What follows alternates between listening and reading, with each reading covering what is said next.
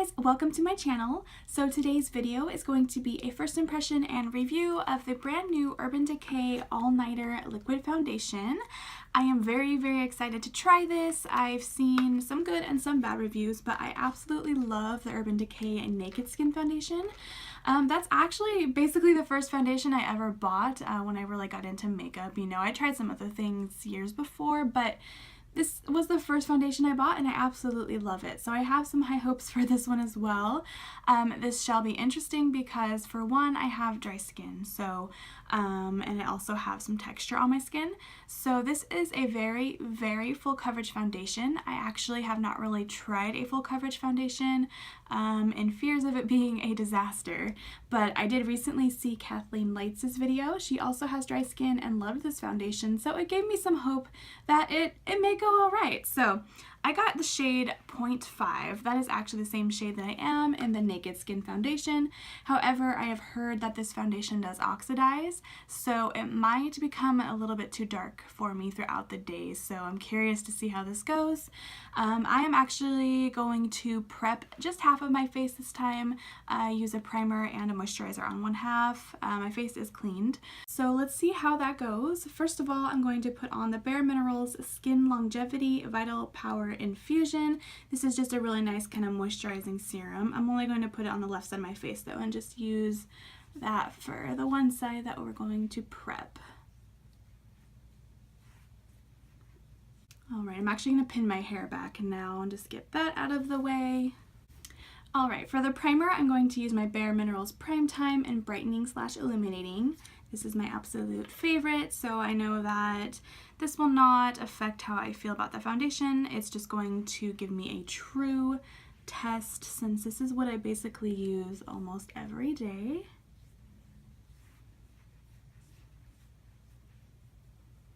I am, however, curious to see how it's going to do on the unprepped side and see how much of a difference there really is. Alright, so this is what the packaging looks like. It is very industrial and cool, and I haven't seen anything like this before, so I really enjoy that. I am going to apply it with a damp beauty blender. It's what I always use, so I'm just going to do that. And I'm just going to pump it out on the back of my hand here.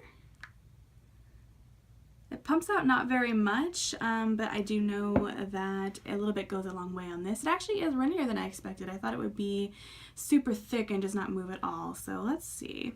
I'm just going to dot some around the face. It does feel quite thick once I put it on my face though. And let's blend it in.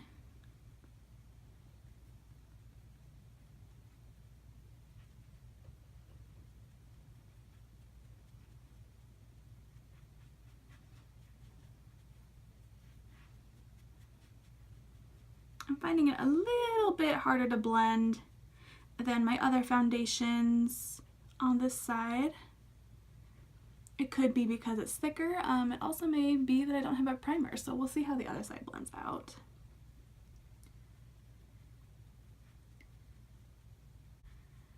I feel like on the primed side, it is definitely gliding over the skin easier. It's a little bit easier to blend.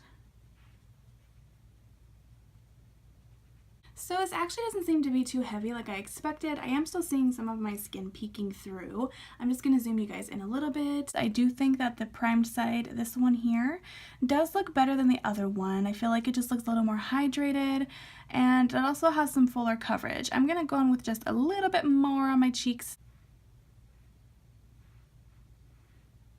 And also right there.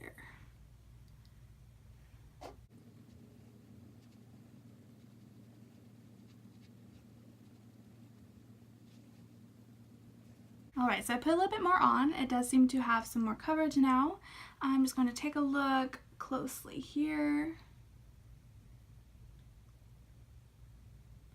So the side that is not primed, it definitely seems to have a little bit more texture here on my cheek. My forehead here is usually a very big problem area when it comes to texture. It looks a slightly bit cakey. You can tell that I have foundation on, but it's really not too bad, not as bad as I thought. I am looking a little dry and cakey around my nose here. a little bit. So we'll see when I do the rest of my makeup and use my setting spray if that fixes it and brings the powders together and just makes it look a little more natural. Shade wise, however, though, it does look good so far. If it oxidizes, it probably will become too dark because right now it looks just about perfect for me, I feel. So I'm gonna go put on the rest of my makeup and I will be right back.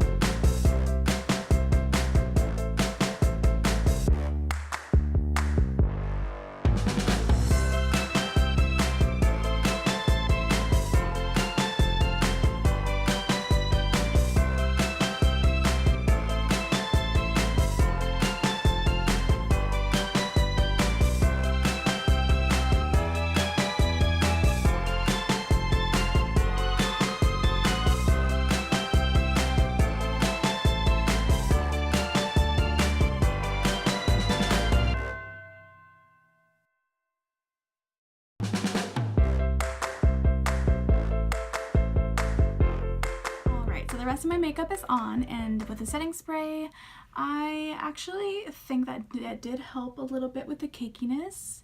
It's not the most natural looking foundation, but it does have higher coverage than anything I do have, and I actually really like it.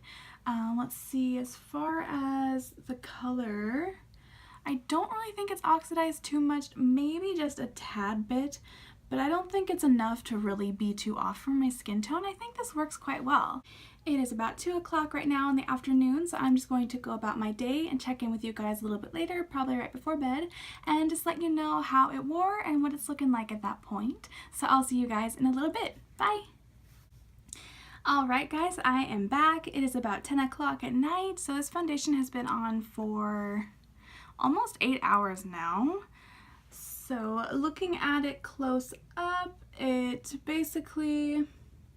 looks pretty good. For some reason, this is so weird, but I feel like I actually am kind of oily, which never happens since I have dry skin, and for it to be happening with a full coverage foundation that kind of mattifies you is totally confusing to me.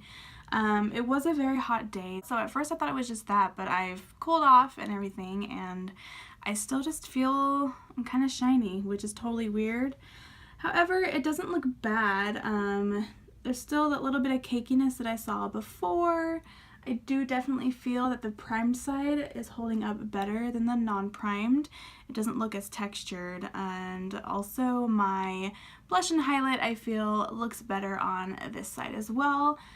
But yeah, for 8 hours, that is really not that bad. It is breaking down a little bit between my eyebrows and on my nose, but nothing too bad. And also, I didn't have the primer on my nose, I don't think. I just kind of did on this side.